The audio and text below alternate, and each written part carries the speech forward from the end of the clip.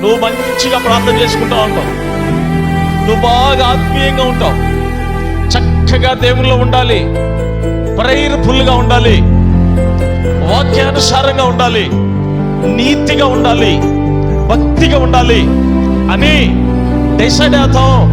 అలాగనే మన జీవితాల్ని మనం నడిపించుకుంటుంటాం. అయితే సిచ్యువేషన్ ఎలా మారుతా తెలుసా?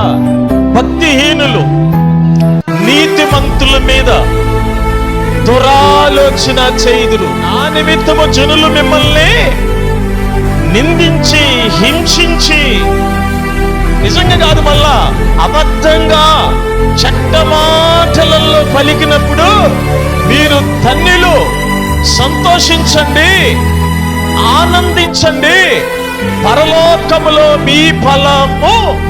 ఆమేన్. హల్లెలూయా, హల్లెలూయా.